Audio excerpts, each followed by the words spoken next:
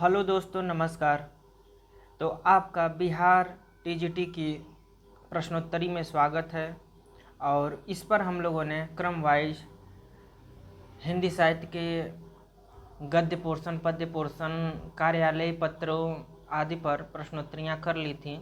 यदि आप लोगों ने उन वीडियोज़ को नहीं देखा है तो आप प्लेलिस्ट में जाइए और बिहार टीजीटी वर्ग 9-10 के लिए एक प्लेलिस्ट है, उसमें से आप सभी वीडियोज को देख सकते हैं। आज की हमारी प्रश्नोत्तरी रहेगी रस पर। रस यानी कि रसते आस्वाद्यते इति रस, जिसका आस्वादन किया जा सके वही साहित्य में रस है। और इस पर हम लोग प्रश्नोत्तरी करेंगे और इसके माध्यम से देखेंगे कि आपकी तैयारी कैसी है। पहला हमारा प्रश्न रहेगा कि वाक्यम रसात्मकम काव्यम कथन किसका है। और आपके सामने देखिए ऑप्शन है विश्वनाथ, मम्मट, भरत, धनंजय। सही उत्तर का आप लोग चयन करें। तो देखिए आपका सही उत्तर हो जाएगा विश्वनाथ। आचार्य विश्वनाथ ने अपने साहित्य दर्पण में ये परिभाषा दी थी, वाक्यम रसात्मकम काव्य, यानी कि रसात्मक वाक्य जो होता है वही काव्य है। अगला प्रश्न है प्रश्न नंबर 2 कि निम्नलिखित में से कौन सा विद्वान रस का विरोधी है। और ये देखिए महत्वपूर्ण प्रश्न है, आपके लिए हमेशा कहीं न कहीं किसी न किसी परीक्षा में पूछा जा सकता है। आनंदवर्धन, भामह, भट्टलोलट, पंडित जगन्नाथ। सही उत्तर का आप लोग चयन करें। तो आपका सही उत्तर हो जाएगा भामा।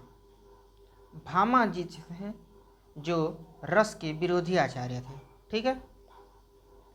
अगला प्रश्न है कि बताना है कि रसों की सही संख्या है। हिंदी साहित्य में रस कितने माने गए? 8, 10, 9, 11। 3 नंबर का आप लोग सही उत्तर बताने का प्रयास करें। तो देखिए जो आपके रस हैं वो 9 माने गए हैं। ठीक है, इसलिए आपका 9 सही हो जाएगा। अगला प्रश्न है कि साधारणीकरण का आलंबनत्व धर्म का होता है, यानी साधारणीकरण का आलंबनत्व धर्म का होता है, किसका कथन है? आपके सामने ऑप्शन है केशव प्रसाद मिश्र, रामचंद्र शुक्ल, विश्वनाथ प्रसाद मिश्र, डॉक्टर नगेंद्र। सही उत्तर का आप लोग चयन करें। तो देखिए ये जो स्टेटमेंट दिया गया है वो आपके शुक्ल जी का है, तो इसलिए बी ऑप्शन आपका सही हो जाएगा। ठीक है। अगला प्रश्न देखते हैं, प्रश्न नंबर 5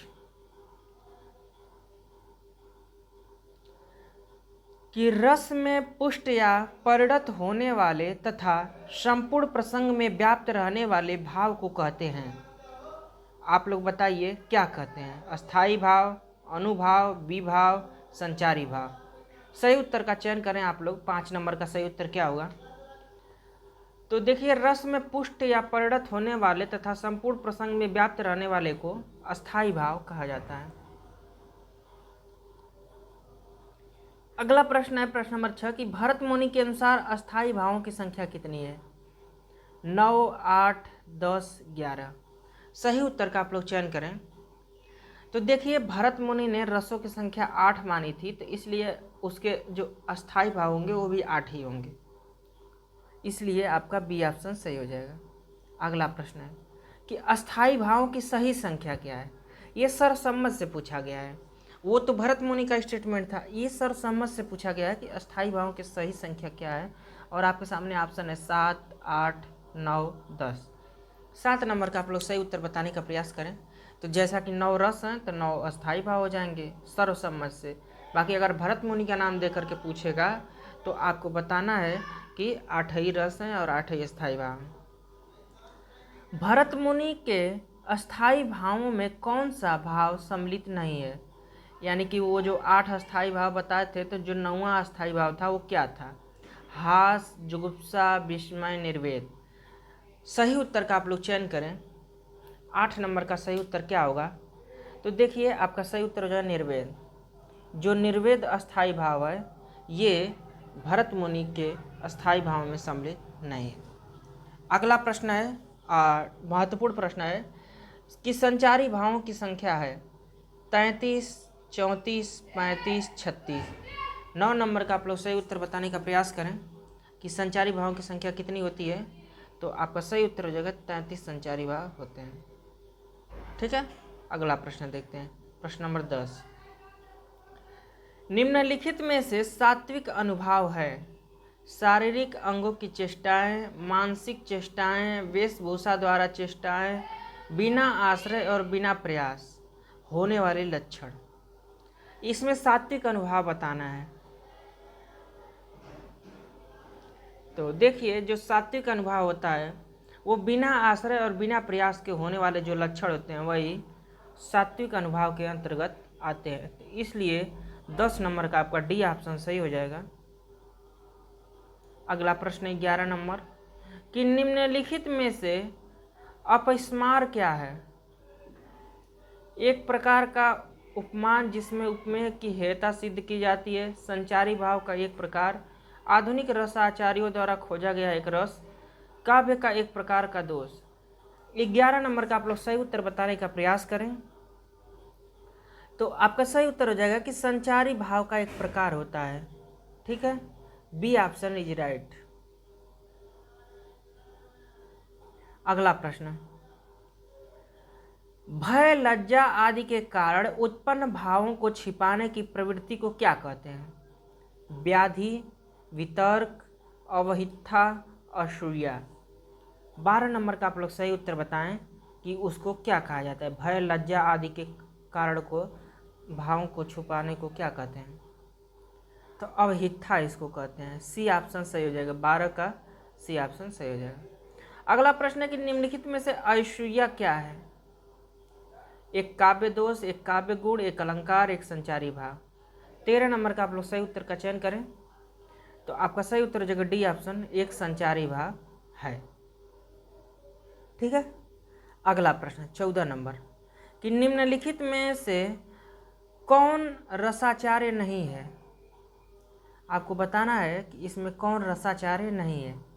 केशव, विश्वनाथ, नागार्जुन, मम्मट। तो 14 नंबर का आपका जो सही उत्तर हो जाएगा वो हो जाएंगे नागार्जुन। ये नागार्जुन थे, वो रसवादी आचार्य नहीं हैं, बाकी ये सभी लोग रसवादी आचार्य हैं। अगला प्रश्न है कि निम्नलिखित में से किस ग्रंथ में रस संबंधी व्याख्यान नहीं है। ये नहीं पे आपको जोर देना है। अग्निपुराण, कवि प्रिया, साहित्य दर्पण, कवितावली।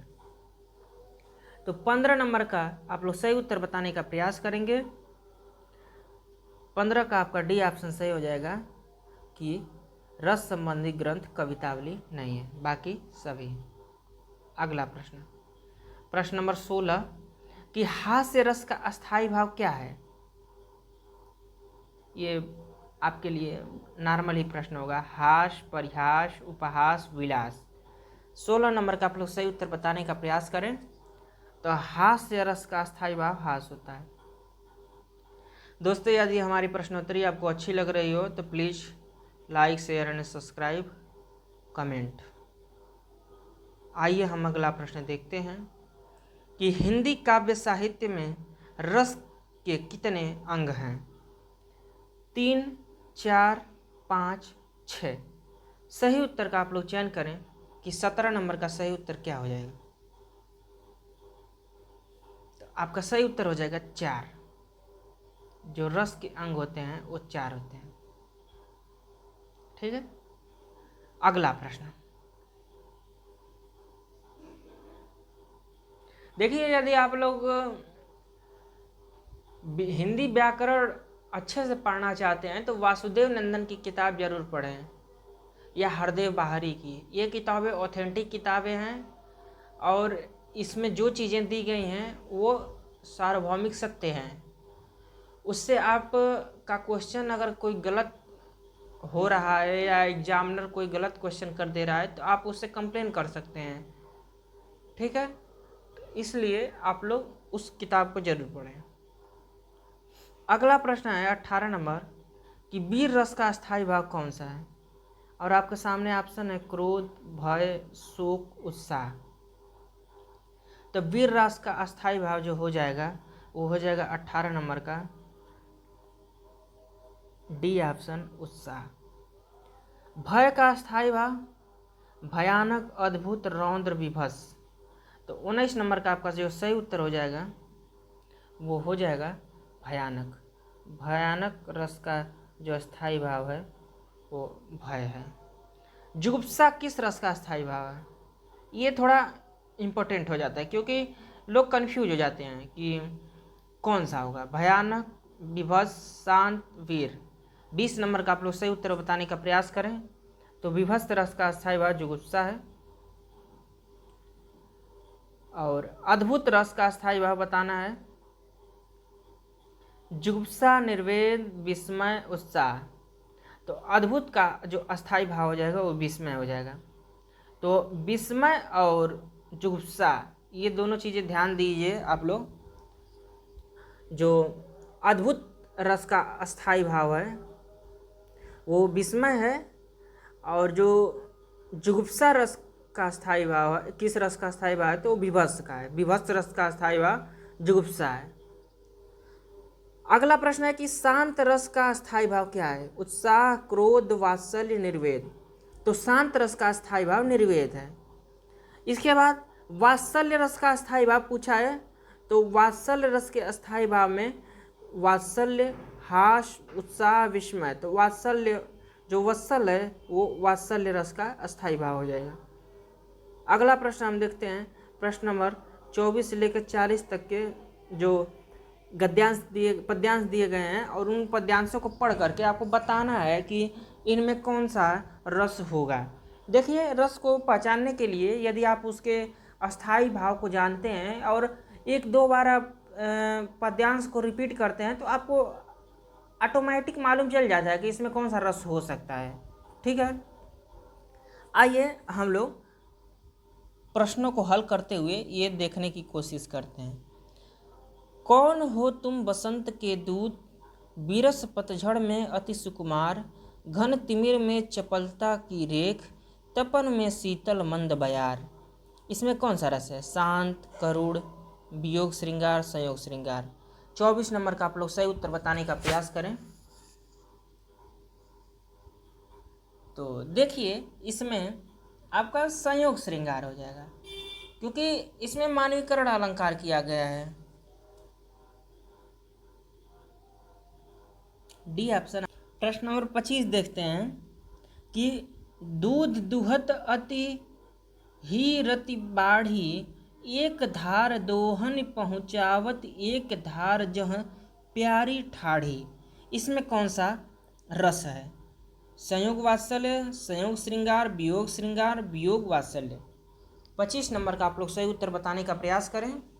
तो इसमें हो जाएगा संयोग श्रृंगार। ठीक है, बी ऑप्शन सही हो जाएगा। अगला प्रश्न, देख रूप लोचन ललचाने, हर से जन निज निधि पहचाने, लोचन मग रामहि उर आनी, दिन्हे पलक कपाट सयानी।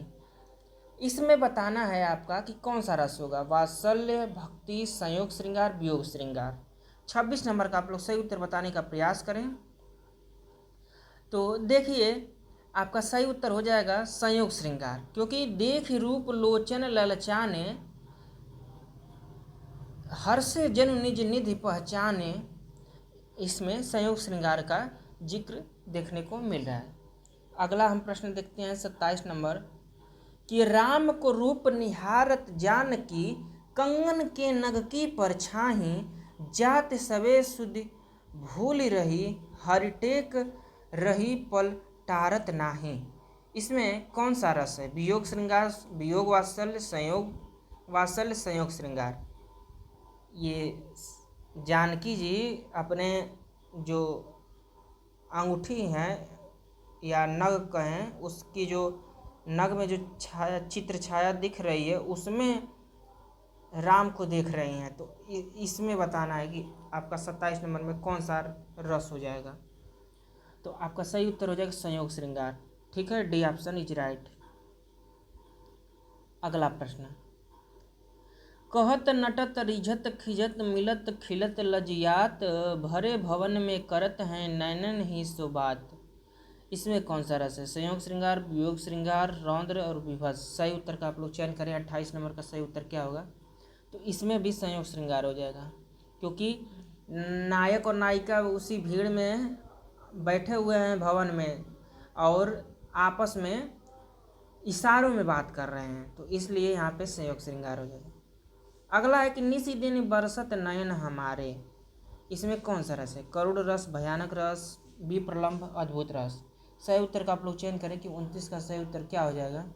तो देखिए, इसमें गोपियों का वर्णन किया गया है, वीर दशा का वर्णन किया गया है, तो इसलिए विप्रलंब श्रृंगार हो जाएगा। ठीक है। अगला प्रश्न है 30 नंबर कि पीऊ सो कहे संदेशड़ा, हे भौरा हे काग, सो धन बिरही जर मुई, तेहिक धुआं मोहि लाग। इसमें जो आपकी नागमती है वो भौरा से या कौवे से कहती है कि हे काग, हे भौरा, तुम जा करके मेरे प्रियतम से ये संदेश कहना कि आपकी जो पत्नी है वो आपके विरह में इतनी मतलब झुलस गई है या जल गई है, जिसके धुएं से हम लोग काले हो गए हैं। पहले काले नहीं थे, ये उसके धुआं लगा है तब काले हो गए हैं। तो ऐसा वर्णन है अतिशोक्तिपूर्ण। तो इसमें बताना है कि इसमें कौन सा रस है? करुण रस, भयानक रस, संभोग, विप्रलंब। सही उत्तर का आप लोग चयन करें कि 30 नंबर का सही उत्तर क्या होगा? तो आपका विप्रलंब हो जाएगा। जब प्रियतम से दूर हैं और वियोग है तो वहाँ पे विप्रलंब श्रृंगार हो जाएगा। अगला प्रश्न है, कै बिरहणी को मीच दे कै आपा दिखलाए, 8 पहर का दाझड़ा मोह पे सहा न जाए।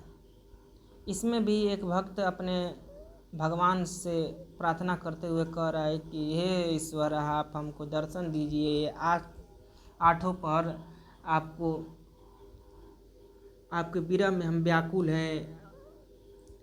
तो ये आपको बताना है कि इसमें कौन सा रस है?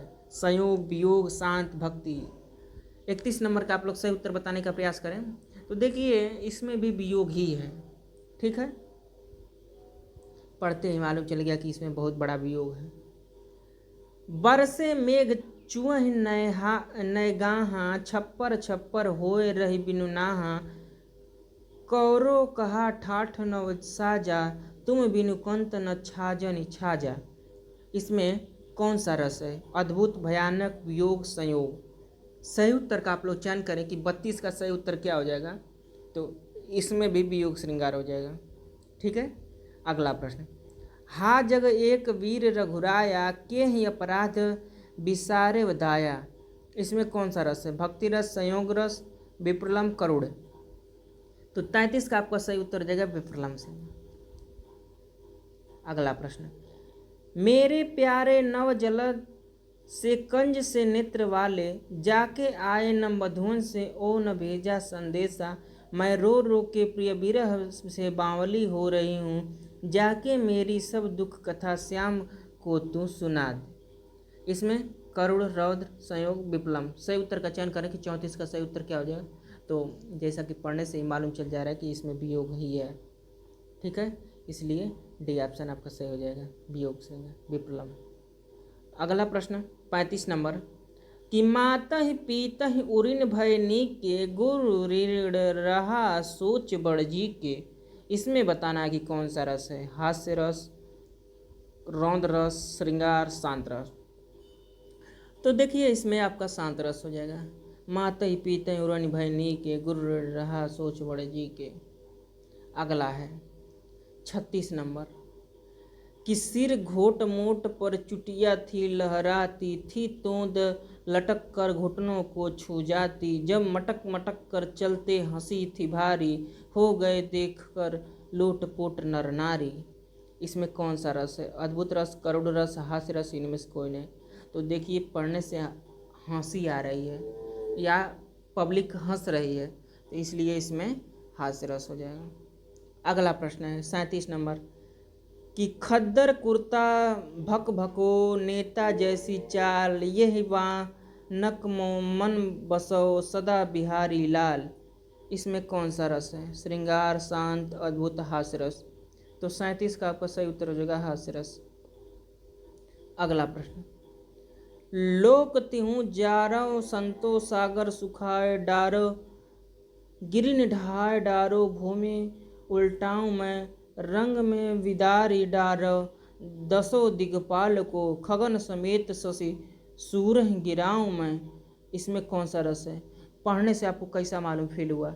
वीर रस, रौद्र रस, भयानक रस, इनमें से कोई नहीं। 38 नंबर का आप लोग सही उत्तर बताने का प्रयास करें। तो देखिए इसमें रौद्र रस है, ठीक है, इसलिए आपका बी ऑप्शन सही हो जाएगा। अगला प्रश्न 39 नंबर, जब दहक उठा सीमांत पुकारा माँ ने शीश चढ़ाने को, नौजवान लहू तब तड़प उठा हंसते हंसते बलि जाने को, गरजे थे लाखों कंठ आज दुश्मन को मजा चखाएंगे, भारत धरणी के पानी का जौहर जग को दिखलाएंगे। इसमें कौन सा रस है? रौद्र रस, भयानक रस, वीर रस, हास्य रस। तो देखिए इसको पढ़ने से हमको वीरता का अनुभव हुआ है, तो इसलिए इसमें वीर रस है। अगला प्रश्न, और ये आज का अंतिम प्रश्न है, ठीक है, कि सौमित्र से घनानंद का रव अल्प भी न सहा गया, निज शत्रु को देखे बिना उससे तनिक न रहा गया, रघुवीर के आदेश ले युद्धार्थ वे सजने लगे, रणवाद्य भी निर्घोष करके धूम से बजने लगे। इसमें कौन सा रस है? वीर रस, रौद्र रस, भयानक रस, करोड़ रस। सही उत्तर का आप लोग चयन करें। तो देखिए इसमें भी वीर रस है। तो इसलिए आप लोग रस और उसके स्थायी भाव को जरूर पढ़िए और ध्यान दीजिए, जिससे कि आप रसों को पहचान सकें। और रस पहचानने के कुछ ट्रिक्स होते हैं, उसको भी आप लोग देख लीजिए। यहाँ तक देखने के लिए आप लोगों का बहुत धन्यवाद। हम लोग फिर कल मिलते हैं छंदों की प्रश्नोत्तरी पर, कि छंद कितने प्रकार के होते हैं, कैसे, और उसकी क्या परिभाषाएं हैं, और उसको पहचानने के क्या ट्रिक हैं, ये सब चीज़ों पर प्रश्नोत्तरी रहेगी। तो देखते रहिए। नमस्कार।